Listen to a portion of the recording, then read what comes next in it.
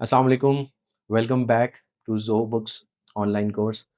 कुछ दिन लगे हमें वापस आने में, एक छोटी-सी ब्रेक हो गई क्योंकि ईयर एंड क्लोजिंग थी और बहुत इम्पोर्टेंट होता है कि कैलेंडर ईयर क्लोज़ करना क्योंकि कुछ क्लाइंट्स हमारे हैं ऐसे कि जिनका फाइनेंशियल ईयर कैलेंडर ईयर होता है, तो क्लोजिंग के अंदर हमें थोड़ा-सा टाइम लगा।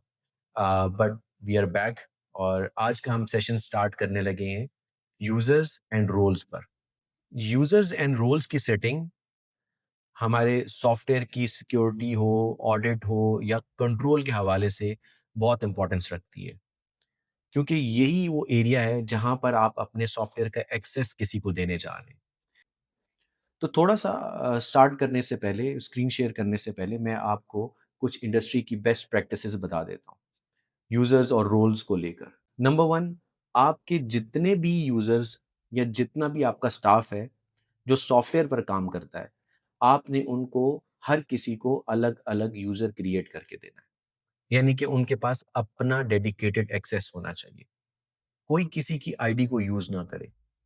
ये एक आपने कंट्रोल सेटअप करना है। इससे क्या होगा कि अगर कोई मिस्टेक करता है या कोई एंट्री करता है, डिलीट करता है, एडिट करता है, तो आपको मालूम हो जाएगा कि किस यूज़र ने दी है। तो एक स्ट्रिक्ट किस्म का कंट्रोल आप एस्टेब्लिश करेंगे कि हर यूज़र अपनी आईडी यूज़ करेगा, अपना आईडी पासवर्ड किसी और को नहीं देगा, किसी के साथ शेयर नहीं करेगा और जितने भी यूज़र्स आपके बनते हैं, वो सेल्स डिपार्टमेंट अगर आपके ज़ोहो बुक्स पर काम कर रहा है, फाइनेंस काम कर रहा है, प्रोक्योरमेंट काम कर रहा है, वेयरहाउस काम कर रहा है, तो सबका अलग-अलग यूज़र होना चाहिए। No sharing at all. फिर उसके बाद रोल्स की बात करते हैं, तो यहाँ पर कुछ आपको डिफ़ॉल्ट रोल्स मिलेंगे। लेकिन मेरी रिकमेंडेशन ये होगी कि आप हर यूज़र का अलग से रोल बनाएँ।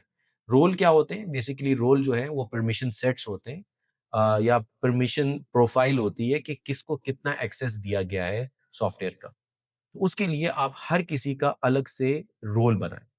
उसकी प्रोफ़ाइल अलग से बनाएँ, उसमें जो-जो एक्सेस आपने उसको देना है, वो बनाएँ, क्रिएट करें और फिर उसके बाद उसके साथ यूज़र असाइन करें। तो ये 2 टिप्स हैं, इनको अगर आप फ़ॉलो करेंगे, तो अगर कोई इश्यू होता है आपके सॉफ्टवेयर में, तो वो आइडेंटिफ़ाई हो जाएगा, उसमें ऑडिट ट्रेल निकल आएगा। फिर आप ट्रैक कर सकते हैं हर यूज़र को कि किस यूज़र ने कब उसको लॉगिन किया, आपके ज़ोहो बुक्स को, क्या-क्या काम किया, ये सब उसमें ट्रैक हो सकता है। अगर शेयरिंग होगी यूज़र्स की, तो फिर इसमें मसला आएगा। फॉर एग्ज़ाम्पल 2 लोग एक यूज़र इस्तेमाल कर रहे हैं। और एक आईडी से लॉगिन करते हैं। अब वहाँ पर मिस्टेक हो जाती है। तो आप किसी को आप अकाउंटेबल नहीं ठहरा सकते कि ये गलती किसकी है। दोनों एक-दूसरे के ऊपर डालेंगे कि नहीं मैंने तो नहीं किया, इन्होंने किया होगा, दूसरे ने किया होगा। तो यहाँ पर फिर आपका इश्यू रिज़ॉल्व नहीं होगा, फिर प्रॉब्लम्स आएँगी। तो इस तरह के मसलों से बचने के लिए यूज़र सबके अलग होने चाहिए। सबकी यूज़र प्रोफ़ाइल यानी कि रोल्स परमिशन प्रोफाइल, रोल्स को आपने अलग-अलग बनाना है।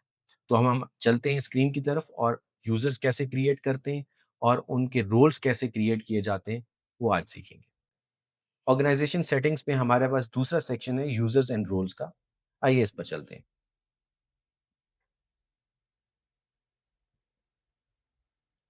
यूज़र्स में यूज़र सेक्शन में आप देख सकते हैं कि आपके पास इस वक़्त कितने यूज़र्स ऐड हैं, उनका रोल क्या है, स्टेटस क्या है।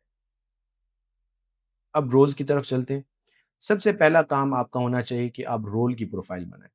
यहाँ पर कुछ डिफ़ॉल्ट बाय डिफ़ॉल्ट हमें रोल्स मिलते हैं, जैसे कि एडमिन का रोल है।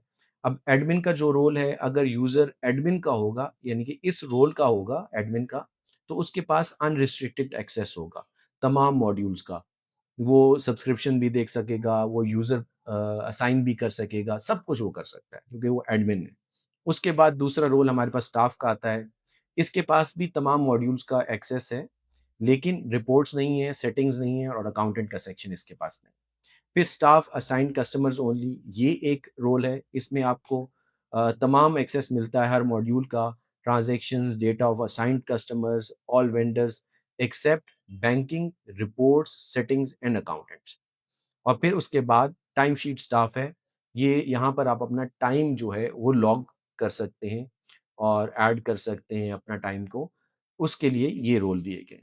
अब ये बाय डिफ़ॉल्ट दिए गए, तो मैं चाहूँगा कि आपको रोल क्रिएट करना आना चाहिए।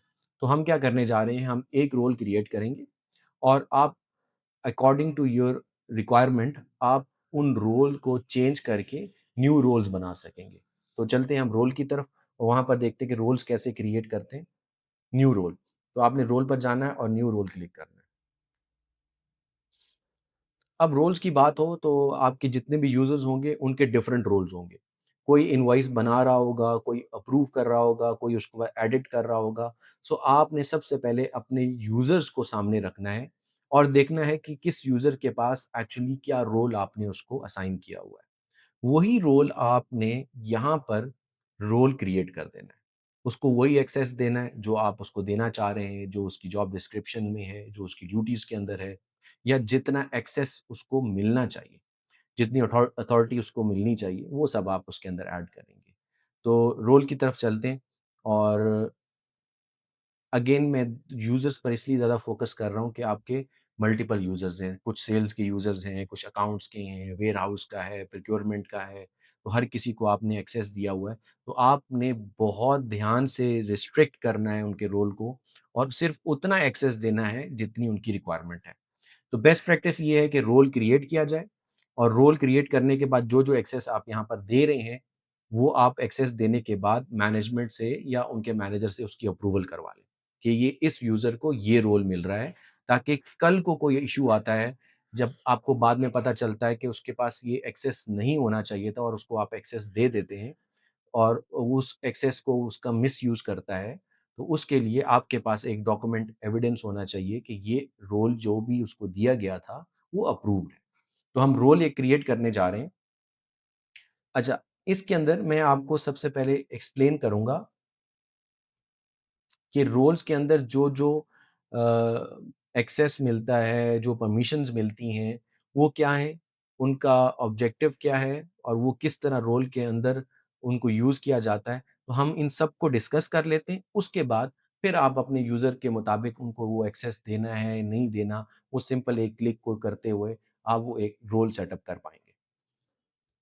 तो यहाँ पर आप सबसे पहले रोल का नाम लिखेंगे। अगर आप अकाउंटेंट को दे रहे हैं, अकाउंट्स पेएबल वाले को दे रहे हैं, सेल्स एग्ज़ीक्युटिव को दे रहे हैं, सेल्स मैनेजर को दे रहे हैं, तो उसका यहाँ पर आप रोल रखेंगे। सो मोस्टली ये होता है कि डेज़िग्नेशंस जो हैं, वो सेम रहती हैं, उसमें लोग आते-जाते रहते हैं और डेज़िग्नेशन का जो परमिशन है, जो रोल है, वो भी चेंज नहीं होता, अनलेस कि कोई एक्सेप्शन आ जाए। तो आपने उस डेज़िग्नेशन के अकॉर्डिंगली इस रोल को क्रिएट कर देना है। रोल आ जाएगा यहाँ पर, उसमें डिस्क्रिप्शन आप मेंशन करेंगे कि ये रोल जो है, ये इस रोल की क्या डिस्क्रिप्शन है, इसमें वो क्या-क्या ड्यूटीज़ परफ़ॉर्म करेगा, कौन-कौन से एक्सेस उसको देंगे, एक ब्रीफ सा डिस्क्रिप्शन आप इसके अंदर ऐड कर देंगे। और उसके बाद फिर नीचे आपको ऑप्शन मिलती है this roles is for accountant users. अगर अकाउंटेंट के यूज़र्स के लिए देना है तो यहाँ पर आप उसको चेक कर देंगे। अगर अदर देन अकाउंटेंट हैं तो फिर इसको आप रहने देंगे। फिर उसके बाद यहाँ पर आपको डिफरेंट मॉड्यूल्स के रोल्स मिल रहे हैं और एक्सेस मिल रहा है, यहाँ पर डिफरेंट ऑप्शंस मिल रही हैं। तो यहाँ पर आप देख सकते हैं कॉन्टैक्ट्स, आइटम्स, बैंक, सेल्स, परचेज़ेज़, तो हर मॉड्यूल का अलग-अलग यहाँ पर मेंशन हो रहा है। तो वन बाय वन हम चलते हैं कॉन्टैक्ट्स की तरफ। तो कॉन्टैक्ट्स का मतलब है कि जितने कॉन्टैक्ट्स आपके ऐड हो रहे हैं, वो कस्टमर्स हों या वेंडर्स हों, वो पार्टीज़ जो आप रिकॉर्ड करते हैं, ऐड करते हैं, उसके बारे में एक्सेस है। सबसे पहले यहाँ पर आ जाता है आपके पर्टिकुलर्स, 2 तरह के कॉन्टैक्ट्स हैं, एक कस्टमर्स हैं और वेंडर्स हैं। और यहाँ पर जो आप हेडर्स देख रहे हैं, ये आपको हर मॉड्यूल में मिलेगा कि फुल एक्सेस देना है, अ, इसको व्यू करना चाहे, इसको क्रिएट कर सकता है, एडिट कर सकता है, डिलीट कर सकता है, ओनर असाइन कर सकता है और उसके बाद अदर्स में मोर परमिशंस आती हैं, वो हर मॉड्यूल की अलग-अलग होंगी, वो हम इसको देख लेते हैं। तो सबसे पहले हम चलते हैं कस्टमर्स की तरफ। तो कस्टमर्स का अगर आपने किसी को फुल एक्सेस दिया, तो इसका मतलब ये होगा कि वो कस्टमर्स को देख पाएगा, कस्टमर्स को क्रिएट कर सकेगा, उनको एडिट कर सकेगा, उनको डिलीट कर सकेगा और डिलीट करने के बाद फिर मोर परमिशंस में वो कम्युनिकेशन भी कर सकेगा, यानी कि उनको ईमेल्स वगैरह कर पाएगा। और स्टेटमेंट्स उनकी जनरेट कर सकेगा। ज़ोहो सीआरएम के साथ सिंक कर सकेगा और मर्ज 2 कस्टमर्स को या मल्टीपल कस्टमर्स को आपस में मर्ज भी कर सकेगा। तो ये परमिशंस आपने देखनी है कि ये किसको आप देना चाहें। हो सकता है आप देना चाहें कि वो व्यू कर सके, क्रिएट कर सके, एडिट कर सके, लेकिन डिलीट नहीं कर सके। तो ये ऑप्शन आप फिर निकाल देंगे और आप फिर उसमें मर्ज का भी आप कर अगर ऑप्शन निकालना चाहते हैं कि वो मर्ज ना कर सके, तो मर्ज भी आप यहाँ से निकाल देंगे। सो ये डिपेंड करता है कि जो परमिशंस आप दे रहे हैं, वो जो आपकी दी हुई जॉब डिस्क्रिप्शन, ड्यूटीज़ के अकॉर्डिंगली होगा। तो इसको आपने फिर एक्सेस इस तरह दे देना है। फिर उसके बाद वेंडर्स का आ जाता है। अब वेंडर्स पर अकाउंट्स पेएबल ज़्यादा काम कर रहा होता है, या वो लोग जो वेंडर्स पर काम कर रहे हैं, उनको आपने क्या-क्या एक्सेस देना है। क्या फुल एक्सेस देना? फुल एक्सेस मीन्स कि वो व्यू कर सकता है वेंडर को क्रिएट कर सकता है, एडिट कर सकता है, डिलीट कर सकता है, और इसके अलावा वो कम्युनिकेट कर सकता है, उसकी स्टेटमेंट जनरेट कर सकता है, मर्ज कर सकता है, या एडिट या डिलीट अप्रूव्ड वेंडर्स, ये भी उसको एक ऑप्शन मिलती है। तो इसको भी आपने ध्यान से फिर उसको एक्सेस देना है कि क्या वो एडिट कर सके वेंडर को या क्रिएट कर सके। अब कुछ को आपको ऐसा एक्सेस देना पड़ेगा कि वो नया वेंडर ना क्रिएट कर सके। पुराने वेंडर में करें, क्योंकि डुप्लीकेशन हो जाती है, हर कोई अपने नाम का वेंडर क्रिएट कर रहा होता है, और एक नाम जैसे एबीसी प्राइवेट लिमिटेड वेंडर है आपका, वो किसी और ने स्मॉल के साथ, किसी ने कैपिटल के साथ, किसी ने प्राइवेट लिमिटेड पूरा प्राइवेट लिख दिया, किसी ने पीवीटी लिख दिया, तो इस तरह की डुप्लीकेशन हो जाती है। तो इसको रिस्ट्रिक्ट किया जा सकता है कि कोई और क्रिएट ना कर सके, जस्ट एक मैनेजर क्रिएट करे, या जो अथॉरिटी आप समझते हैं जिसको क्रिएट करना चाहिए जिस यूज़र को, उसको आप अलाउ करें। उसके बाद फिर यहाँ पर एक और एक्सेस मिलता है। ये 2 एक्सेस हैं कि कस्टमर्स में आपको allow users to handle data and transactions for assigned customers only. एक आप उसको ये एक्सेस भी दे सकते हैं, और फिर उसके बाद allow users to add, edit, delete vendors account details, ये भी आप उनको दे सकते हैं। फिर दूसरा आ जाता है हमारे पास मॉड्यूल आइटम्स का। आइटम्स मॉड्यूल में हमारे पास एक आइटम का सेक्शन है कि आइटम व्यू करना, क्रिएट करना, एडिट करना, डिलीट करना, ये ऑप्शन मिलेगा। फिर इन्वेंटरी एडजस्टमेंट्स, क्या एडजस्टमेंट्स हर किसी को दी जा सकती हैं? नहीं, इसके ऊपर रिस्ट्रिक्शन आप लगाएँगे। किसी को आप व्यू करने के लिए दे सकते हैं, किसी को आप क्रिएट करने के लिए देंगे, या कोई एडिट कर सकता है, कोई उसको डिलीट कर सकता है। तो ये अप्रूवल मैट्रिक्स, ये परमिशन मैट्रिक्स जो है, ये आपने पहले डिफाइन करना है। जब भी सॉफ्टवेयर को आप सेटअप कर रहे हैं, उनके यूज़र्स के ये सारे परमिशन सेट आपने पहले डिफाइन करने, किसको कितना एक्सेस देना है, और इसके ऊपर आपने अच्छा खासा टाइम लगाना है, क्योंकि ये बाद में बहुत प्रॉब्लम्स क्रिएट करते हैं। ये अनअटेंडेड एक्सेस हो गया, और इस तरह के फिर बहुत सारे प्रॉब्लम्स आती हैं, मिसयूज़ होता है डेटा का, एक्सेस का मिसयूज़ किया जाता है, तो इस पर काफ़ी आपने ध्यान देना है। प्राइस लिस्ट का एक ऑप्शन मिलता है, उसमें भी आपने देखना है कि किसको आप प्राइस लिस्ट का व्यू दे रहे हैं, क्रिएट करने को दे रहे हैं, कौन एडिट कर सकता है, कौन डिलीट कर सकता है। इन्वेंटरी एडजस्टमेंट में एक और परमिशंस मिलती हैं कि कॉन्फ़िगर रीज़न, कि वो रीज़न दे सके कि एडजस्टमेंट क्यों हो रही है। Edit and delete approved inventory adjustment, कि इन्वेंटरी एडजस्टमेंट हुई है, अप्रूव हो चुकी है, अब उसको एडिट और डिलीट कौन कर सकता है? वो यूज़र होना चाहिए। नेक्स्ट हमारे पास बैंकिंग का ऑप्शन आ जाता है। क्या इस यूज़र के पास बैंकिंग का एक्सेस है? अगर आप उसको एक्सेस देना चाहते हैं तो यहाँ पर आप कर सकते हैं।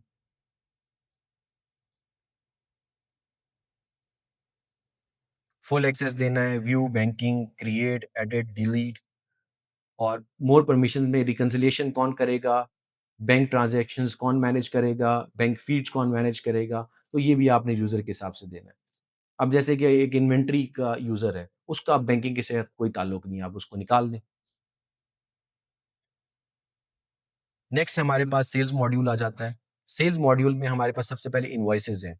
अब आपने यहाँ पर देखना है कि कौन इनवॉइस क्रिएट कर सकता है, व्यू कर सकता है, एडिट कर सकता है, डिलीट कर सकता है, और अप्रूव कर सकता है।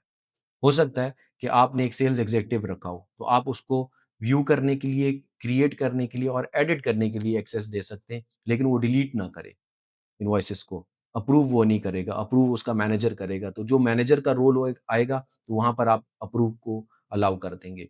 फिर मोर परमिशंस हैं, ये कम्युनिकेट कर सके, ईमेल्स के थ्रू इनवॉइसेज़ को वॉइड कर सके, राइट ऑफ इनवॉइसेस कर सके, अप्रूव्ड इनवॉइसेस को एडिट या डिलीट कर सके, ये परमिशंस आपने देख के देने कि ये किस यूज़र्स के लिए होंगे। तो मेरा अभी आज के सेशन में ये काम है कि मैं आपको एक्सप्लेन कर दूँ, सब परमिशंस और रूल्स एक्सप्लेन कर दूँ, आपको समझ आ जाए, और फिर आप अपनी मर्ज़ी से जिस यूज़र को जितना एक्सेस देना है, वो आप दे पाएँ। कस्टमर पेमेंट्स के अंदर हमारे पास ये कस्टमर पेमेंट्स को देख सके, क्रिएट कर सके, एडिट, डिलीट, और मोर परमिशंस के अंदर कम्युनिकेट कर सके। कस्टमर पेमेंट की ईमेल सेंड करनी है, वो आप कर सकें। कोटेशंस भी इसी तरह ही है कि कोटेशन कौन क्रिएट कर रहा है, व्यू कर रहा है, एडिट कर रहा है, डिलीट कर रहा है, अप्रूव कौन कर रहा है, कम्युनिकेट कौन कर रहा है, और उसके बाद कोटेशन अगर अप्रूव हो जाती हैं, उसको कोई एडिट कर रहा है, उसको डिलीट कर रहा है, तो यहाँ पर कंट्रोल लगाया जा सकता है कि हर कोई एडिट और डिलीट नहीं कर सके, क्योंकि वो कोट अप्रूव हो चुकी है। तो उसके लिए आप मैनेजर या डायरेक्टर लेवल को आप एक्सेस दे सकते हैं। फिर सेल्स रिसीट्स हैं, सेम उसी तरह का एक्सेस मिल रहा है, और मोर परमिशंस में आपको कम्युनिकेशन मिल रही है कि सेल रिसीट अगर आप ईमेल करना चाहें। तो कॉरेस्पॉन्डेंस रखना थ्रू ईमेल, उसका एक्सेस आपको अलग से मिल रहा है हर किसी के अंदर।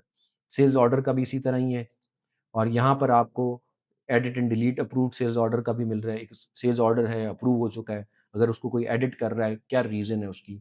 हर किसी को एक्सेस नहीं होना चाहिए एडिट का, हर किसी को डिलीट का एक्सेस नहीं होना चाहिए।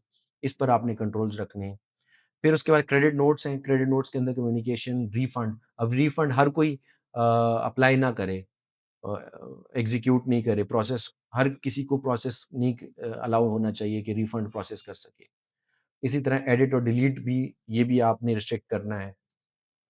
फिर उसके बाद परचेज़ेज़ आ जाते हैं। परचेज़ेज़ के अंदर हमारे पास बिल्स हैं, वेंडर पेमेंट्स हैं, expenses, purchase orders and vendor credits हैं।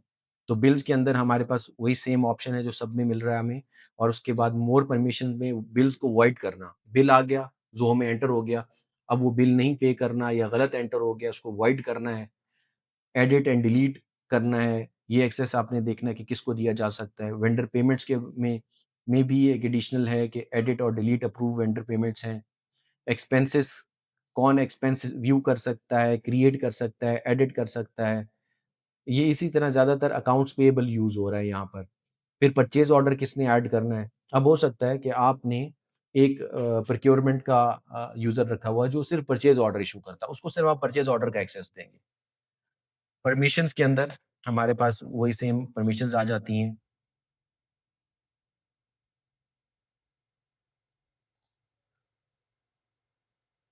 वेंडर क्रेडिट्स हैं, वेंडर क्रेडिट्स कौन व्यू करेगा, क्रिएट, एडिट, डिलीट, और मोर परमिशन में रिफंड, और उसके बाद edit and delete approved credits. Accountant का फिर हमें वो मॉड्यूल मिलता है। अब चार्ट ऑफ अकाउंट्स के का एक्सेस किसके पास है? क्या हर कोई चार्ट ऑफ अकाउंट्स देख सकता है? और क्योंकि चार्ट ऑफ अकाउंट्स के अंदर सब कुछ है, आपकी पूरी बुक्स हैं, तमाम स्टेटमेंट्स वहीं से बनती हैं, प्रॉफ़िट एंड लॉस हो, बैलेंस शीट हो, कैश फ्लो हो, हर फाइनेंशियल स्टेटमेंट वहाँ से बननी, हर रिपोर्ट वहाँ चार्ट ऑफ अकाउंट्स को यूज़ करके जनरेट हो रही है। तो इसका एक्सेस किसको देना है? कौन देख सकता है? कौन क्रिएट कर सकता है? कौन चार्ट ऑफ अकाउंट्स को एडिट कर सकता है, डिलीट कर सकता है? सो ये बहुत ध्यान से रहना, किसी ने चार्ट ऑफ अकाउंट्स के कोई अकाउंट ही डिलीट कर दिया, उसको आपने एक्सेस दे दिया, तो मसला हो सकता है। फिर चार्ट ऑफ अकाउंट्स को टैक्स पेमेंट्स हो, बेस करेंसी एडजस्टमेंट हो, ओपनिंग बैलेंस ऐड करना हो, ट्रांज़ैक्शंस को लॉक करना हो, बल्क अपडेट करना हो, ये एक्सेस आपने देखना है कि यूज़र के डेज़िग्नेशन के मुताबिक, यूज़र के रोल के मुताबिक आपने ये परमिशंस उसको ग्रांट करनी है। फिर जर्नल्स हैं, जेवीज़ जर्नल एंट्रीज़ पास करनी, उनको व्यू कौन कर सकता है, एडिट, डिलीट, अप्रूव कौन कर सकता है, पब्लिश कौन कर सकता है। एक यूज़र है जो जर्नल्स बनाता है, और एक यूज़र उसको अप्रूव करता है, पब्लिश कर सकता है। फिर उसके बाद एडिट और डिलीट कौन कर सकता है, ये एक्सेस आपने देखना है। फिर बजट्स आ जाते हैं, हर कोई बजट व्यू नहीं कर सके, हर कोई बजट क्रिएट नहीं कर सकता, एडिट नहीं कर सकता, उसको डिलीट नहीं कर सकता, तो ये एक्सेस भी आपने ध्यान से देना है। फिर टाइम शीट्स आ जाती हैं, जहाँ पर आप अपने प्रोजेक्ट्स को मैनेज करते हैं टाइम शीट्स के मॉड्यूल में, कि प्रोजेक्ट्स कौन-कौन देख सकता है, एडिट कर सकता है, क्रिएट कर सकता है, डिलीट कर सकता है, और उसके बाद उसकी जो एंट्रीज़ हैं, टाइम एंट्रीज़ हैं, टाइम लॉग्स हैं, वो कौन मैनेज करेगा, और कौन उसका व्यू टाइम एंट्रीज़ को व्यू कर सकता है दूसरे यूज़र्स का। एक मैं हूँ यूज़र, मैं दूसरे यूज़र्स का भी व्यू कर सकता हूँ, अगर मुझे ये एक्सेस मिला हुआ है। View the projects of other users, कि दूसरे यूज़र्स के मैं प्रोजेक्ट्स देख सकता हूँ। Manage the time entry cost, और टाइम एंट्री जो कॉस्ट है, उसको मैं मैनेज कर सकता हूँ। तो ये प्रोजेक्ट से रिलेटेड एक्सेस है, इसको भी बहुत ध्यान से आपने एक्सेस को, परमिशंस को ग्रांट करना है। डोंट उसके बाद एक और ऑप्शन है, don't allow timesheet staff to record expenses of associated projects. अगर आप अलाउ करना चाहते हैं तो उसको अनचेक कर देंगे, और अगर अलाउ नहीं करना चाहते तो आप इसको चेक कर देंगे। फिर लोकेशंस आ जाती हैं, हमने पिछले सेशन में लोकेशंस को क्रिएट किया। अब हर कोई लोकेशंस देख सकता है। अब लोकेशंस मीन्स ब्रांचेस, आउटलेट्स, तो हर कोई नहीं देखना चाहिए, हर किसी को एक्सेस नहीं होना चाहिए। अपनी-अपनी लोकेशंस का एक्सेस होना चाहिए, व्यू कर सके, एडिट, क्रिएट, डिलीट और ये ऑप्शंस आप उसके अंदर दे सकते हैं। फिर हमारे पास डॉक्यूमेंट मैनेजमेंट सेंटर है, उसके अंदर डॉक्यूमेंट्स को कौन व्यू कर सकता है, अपलोड कर सकता है, क्या ये यूज़र अपलोड कर सकता है या नहीं कर सकता, हर कोई डॉक्यूमेंट्स को ना देख सके, हर कोई डॉक्यूमेंट्स को डिलीट ना कर सके या फ़ोल्डर क्रिएट ना कर सके, तो ये एक्सेस आपने इस तरह दे देना है। फिर हमारे पास सेटिंग्स आ जाती हैं, अब आपने जैसे हम सेटिंग्स का सेक्शन पूरा कर रहे हैं, इसको कवर कर रहे हैं। अब इनमें आप देख रहे हैं कि इनके यूज़र्स के अंदर अ, सेटिंग्स का अगला नेक्स्ट मॉड्यूल सेटिंग्स का है इसके अंदर। तो सेटिंग्स में किसको कितना एक्सेस देना है? कौन ऑर्गनाइज़ेशन की प्रोफ़ाइल अपडेट कर सकता है? अब हमारा जो सेशन चल रहे हैं सारे वो सेटिंग्स के ऊपर ही चल रहे हैं, तो आप देख रहे हैं कि किस सेटिंग के अंदर क्या ऑप्शंस हैं, क्या फंक्शंस मिल रहे हैं। तो उसी के अकॉर्डिंगली आपने देखना है कि किस यूज़र को कितना एक्सेस देना है सेटिंग्स का। वैसे तो हमारी रिकमेंडेशन ये होती है कि जो स्ट्रिक्टली जिस मॉड्यूल पर काम कर रहा है उसको उस सेटिंग्स का एक्सेस दे दिया जाए। जैसे कि अगर एडमिन है तो वो ऑर्गेनाइज़ेशन प्रोफ़ाइल को मैनेज करे, यूज़र्स को एडमिन मैनेज करें, हर किसी को एक्सेस नहीं होना चाहिए कि वो यूज़र क्रिएट कर सके। एक्सपोर्ट डेटा, डेटा को एक्सपोर्ट करने का एक्सेस अगर देना है, वो आपने बहुत ध्यान से देखना है कि अगर इसका कोई काम है, रिपोर्ट्स जनरेट करनी है, तो तब तो समझ आती है। लेकिन अगर रिपोर्ट्स वगैरह नहीं देनी, कुछ डेटा एक्सट्रैक्ट करने की कोई ऐसी रिक्वायरमेंट नहीं है इस यूज़र की, तो उसको बिल्कुल भी आपने एक्सपोर्ट डेटा का एक्सेस नहीं देना। जनरल प्रेफ़रेंसेस हैं, वो आपने परमिशंस वगैरह देखी, इसके अंदर आ जाता है, आपका कस्टम फ़ील्ड्स आ जाती हैं। कस्टम बटन्स क्रिएट करने, वो आप यहाँ पर परमिशन दे सकते हैं। अकाउंटेंट के प्रेफ़रेंसेस हैं, टैक्सेस, अब एक यूज़र टैक्स पर काम कर रहा है, सेल टैक्स पर काम कर रहा है, इनकम टैक्स पर काम कर रहा है, विथहोल्डिंग टैक्स के रिकॉर्ड करता है एंट्रीज़, तो उसको टैक्सेस का आप दे देंगे। इसी तरह आपको इन तमाम सेटिंग्स का एक्सेस मिल रहा है, तो आपने अपने यूज़र के परमिशन के हिसाब से उसको यहाँ सेटिंग्स का एक्सेस दे देना है। फिर उसके बाद डैशबोर्ड आ जाता है, कि डैशबोर्ड हर कोई तो नहीं देखना चाहिए, हर कोई तो डैशबोर्ड ना देख सके। अब डैशबोर्ड में आपके टोटल पेबल्स नज़र आ रहे हैं, रिसीवेबल्स नज़र आ रहे हैं, कैश फ्लो है, आपके प्रोजेक्ट्स हैं, आपके बैंक के बैलेंसेस हैं, वो सब उसमें नज़र आ रहा है। तो हर कोई तो ये ना देख पाए। तो इसके लिए यूज़र्स को रिस्ट्रिक्ट करेंगे कि कौन-सी आपको परमिशन ग्रांट करनी है। अब अगर कोई पेबल्स पर काम कर रहा है तो ठीक है, उसको पेबल वाला डैशबोर्ड वाला सेक्शन आप उसको दे दें। बाकी उसको उसका रिसीवेबल के साथ कोई ताल्लुक नहीं है। और रिसीवेबल वाले का पेबल के साथ कोई रिलेशन नहीं है। अगर कोई इनकम और एक्सपेंसेस रिकॉर्ड करता है तो ये इनकम और एक्सपेंसेस वाला एक्सेस ले ले। प्रोजेक्ट्स वाले को प्रोजेक्ट्स वाले का एक्सेस दे दिया जा सकता है। सो अगेन ये as per user permissions, users job description वो आप उसको अलाउ करेंगे। उसके बाद फिर हमारे पास रिपोर्ट्स का आ जाता है। वेरी इंपॉर्टेंट और बहुत कंट्रोल इसके ऊपर चाहिए। Reports means data. ऑर्गेनाइज़ेशन का सारा डेटा उसके अंदर मिलेगा। तो जिसको जिस रिपोर्ट से रिलेटेड एक्सेस मिलना चाहिए, उसको आपने देना है। तो यहाँ पर ग्रुप्स बने हुए हैं रिपोर्ट्स के। अब बिज़नेस ओवरव्यू है, तो उसके अंदर ये रिपोर्ट्स आपको मिल रही हैं। तो अब आपने इस यूज़र का देखना है कि इसको प्रॉफ़िट एंड लॉस चाहिए, क्या व्यू कर सके, एक्सपोर्ट कर सके, स्केड्यूल कर सके, शेयर कर सके, तो फिर आपने उसको एक्सेस देना है। तो ये आपने बहुत ध्यान से करना है क्योंकि बिज़नेस ओवरव्यू का मतलब है कि इन रिपोर्ट्स के अंदर सारी प्रॉफ़िट एंड लॉस कंपनी का, बैलेंस शीट, कैश फ्लो और उसके बाद चेंजेज़ इन इक्विटी वो सब आपको यहाँ पर मिलेगा। फिर सेल से रिलेटेड रिपोर्ट्स हैं, इस यूज़र को कौन-कौन सी रिपोर्ट्स का एक्सेस देना है। तो वैसे अगर आप ये देखें कि ये कितना ज़बरदस्त एक्सेस जो है, ये परमिशंस जो हैं, एक-एक मॉड्यूल में जाकर और एक-एक मॉड्यूल के सब मॉड्यूल में जाकर उसको एक्सेस ग्रांट किया जा सकता है। बहुत ज़्यादा कस्टमाइज़ेशन इसके अंदर ज़ोहो बुक्स में हमें मिलती है। फिर सेल्स की रिपोर्ट्स हैं, इसी तरह इन्वेंटरी की रिपोर्ट्स हैं, फिर इन्वेंटरी वैल्यूएशन है, रिसीवेबल्स की रिपोर्ट्स हैं। अब अगर कोई रिसीवेबल पर काम कर रहा है, तो उसको आप रिसीवेबल की रिपोर्ट्स का एक्सेस देंगे। अकाउंट्स पेएबल और बाकी रिपोर्ट्स उससे बंद कर देंगे क्योंकि उसका कोई काम नहीं है उनके साथ। सो ये कस्टमाइज़ेशन यूज़र रोल्स में आपको ये मिलती है। तमाम रिपोर्ट्स आपको यहाँ पर नज़र आ जाएँगी। इन तमाम रिपोर्ट्स का एक्सेस आपने यूज़र की डेज़िग्नेशन, उसकी ज़रूरत और उसके परमिशन के मुताबिक आपने इसको एलोकेट करना है। तो अब आपने यहाँ पर देख लिया कि रोल को कैसे क्रिएट करते हैं, कैसे रोल कस्टमाइज़ किया जा सकता है, तो आपने तमाम यूज़र्स के अलग-अलग रोल बना के रख लेने। और इन परमिशंस को बनाने के बाद सबसे पहले आपने उसकी अप्रूवल करवानी है मैनेजमेंट की, और साइन फॉर्म के अंदर होना चाहिए। यूज़र को भी मालूम हो कि उसको क्या एक्सेस मिल रहा है, और देने वाले को भी मालूम हो कि वो क्या एक्सेस दे रहा है। तो ये एक स्टेप हो जाता है। रोल डिफाइन हो गए, रोल डिफाइन करने के बाद फिर हम यूज़र्स को असाइन केयर करते हैं कि यूज़र्स किस तरह ऐड करते हैं।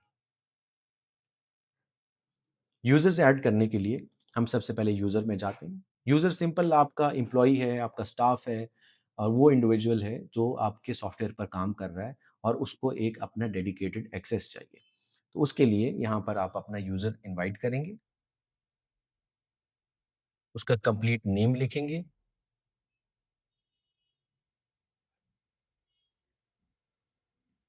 ईमेल एड्रेस लिखेंगे,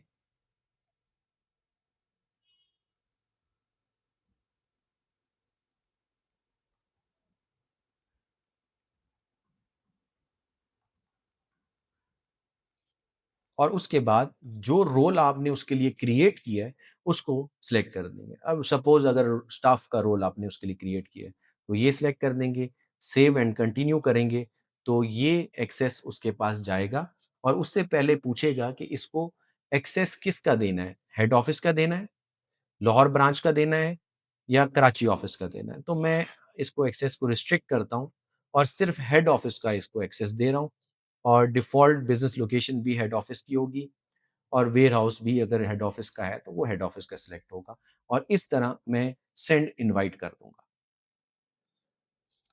इनविटेशन सेंड हो जाएगी, और इनविटेशन जाएगी यूज़र के ईमेल पर।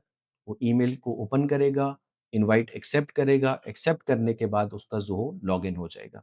इस तरह आप यूज़र को एक्सेस दे सकते हैं। फिर यहाँ पर कुछ एडिशनल फंक्शंस मिलते हैं, उनको भी हम जल्दी से देख लेते हैं, बहुत ही आसान से फंक्शंस हैं।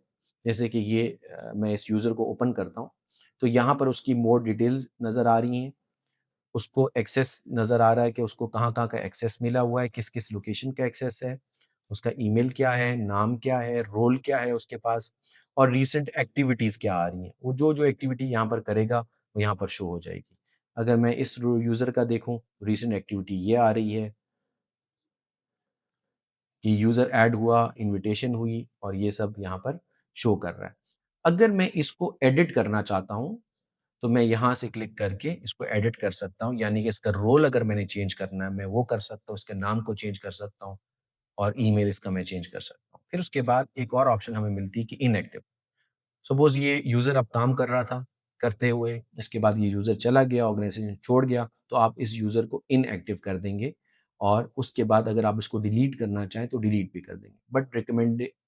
बट रिकमेंडेशन ये है कि आप उसको सिर्फ़ इनएक्टिव कर दें, ताकि उसकी प्रोफ़ाइल भी यहाँ पर आपके पास रहे, और वो यूज़र लिस्ट से जो पेड होता है, उससे भी निकल जाए। फिर उसके बाद आप अकाउंटेंट को अगर इनवाइट करना चाह रहे हैं, अकाउंटेंट यूज़र ऐड करना चाह रहे हैं, वो आप यहाँ से कर सकते हैं। बहुत सिंपल है, सेम वही तरीका है, नेम और ईमेल लिखेंगे, और उसके बाद अकाउंटेंट का जो रोल है उसको असाइन हो जाएगा। और यहाँ पर अगर आप ये तमाम यूज़र्स को एक्सपोर्ट करना चाहते हैं, तो वो आप एक्सपोर्ट कर सकते हैं। फिर उसके बाद एक और छोटा-सा फंक्शन है, जो इतना ज़्यादा यूज़ नहीं होता, बट कस्टमाइज़ फ़ील्ड अगर आपने ऐड करनी है यूज़र में, तो आप वो कर सकते हैं। अभी जैसे कि आपने देखा कि यूज़र में आपको उसका नाम और ईमेल मिल रहा है, तो यहाँ पर आप यूज़र प्रेफ़रेंसेस के अंदर एक कस्टम फ़ील्ड को आप ऐड कर सकते हैं। जैसे कि मैं वहाँ पर उसका कॉन्टैक्ट नंबर अगर ऐड करना चाहूँ, वो मैं यहाँ पर कर सकता हूँ। कॉन्टैक्ट नंबर के अंदर फ़ोन आ जाएगा, ये सिलेक्ट करेगा, और इस तरह मैं इसका ये प्रीव्यू आप देख रहे हैं, कॉन्टैक्ट नंबर सेव, यहाँ पर उसका कॉन्टैक्ट नंबर आ जाएगा। यहाँ से आप ये कस्टम फ़ील्ड को चेंज भी कर सकते हैं।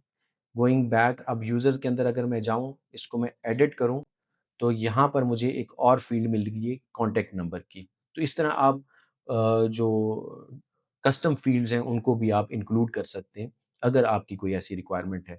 वरना तो ये फुलफ़िल करता है कि नेम, ईमेल काफ़ी है, रोल काफ़ी है, तो ये आप कर सकते हैं।